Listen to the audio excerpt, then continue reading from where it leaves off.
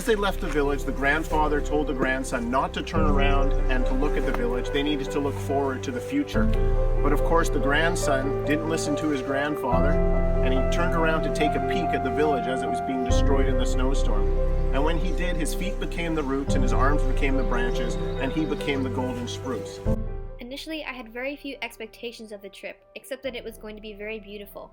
Like most people, I knew nothing about Haida Gwaii, other than that it was extremely north and picturesque. The Haida people and culture which we learned existed there seemed anomalous to me. To believe that a group of people from such a remote place were able to cling to their culture against insurmountable odds seemed like a legend rather than history.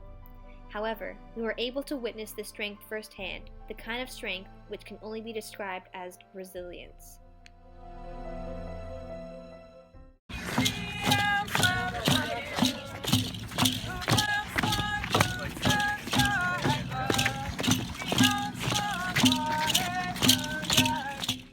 All 34 of us packed everything away and boarded the 22-hour ferry from Port Hardy to Prince Rupert. It was a long but beautiful ride.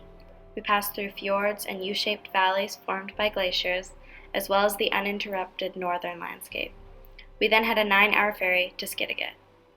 Haida Gwaii is so secluded from the world that they are reliant on their immediate environment, which is why their land is so precious to them, and partially why their culture is so untouched. We arrived at the local high school, Queen Charlotte Secondary, and made friends with many of the students. A few of us joined the First Nations class, learning how to speak Haida as well as participate in men and women's traditional dances. It is so fortunate that these classes and programs are put in place for students to learn the ancestral background and keep the Haida culture alive. Thank you, Haida Gwaii, not only for the amazing experiences you gave us, but for the lessons that we learned.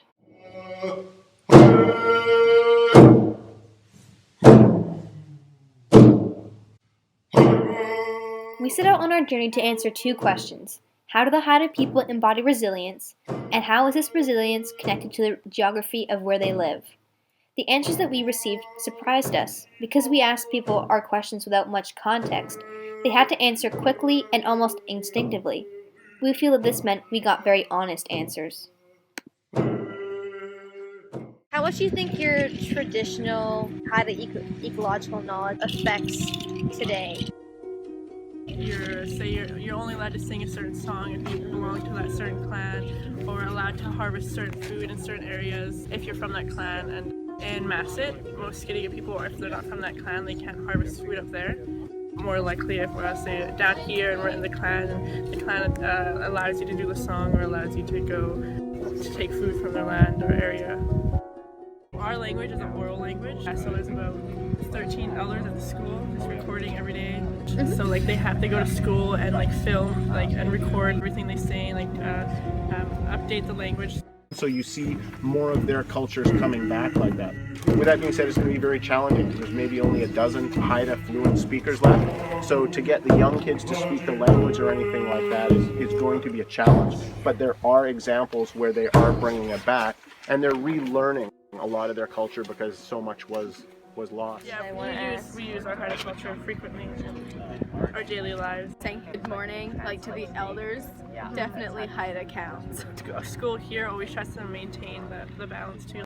I believe the Haida's culture is so uniquely resilient, not only because of their isolated location, but also because of their ability to adapt their traditions to work with modern practices. At graduation, the Haidas are given button blankets from their family. This exchange is very meaningful to the Haida youth and encourages them to finish high school. Their determination to preserve their culture is also evident in how many youth are taught Haida at school.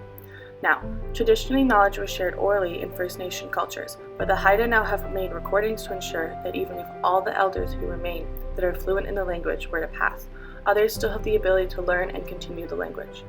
The Haida people are a symbol of resilience because even after facing huge losses to their numbers, their culture still prospers. Our trip to Haida Gwaii led us to experience a culture that seems practically untouched. The thought that there even is a culture that many Canadians are unaware of or do not experience is unfathomable. It was clear over our 2-day ferry ride that part of their culture's resilience is related to their isolation from the majority of our population down south. Some of the culture can relate to ours, their school being under the same overall curriculum, for example. or the music and movies they're interested in. But their decision making with their families, towns they live in, and the inclusion of the Haida language are still exhibited today. It was interesting to know that we're still in British Columbia, but seen as foreign or out of place. I'm glad that we could all have the opportunity to meet the students there and experience the Haida culture.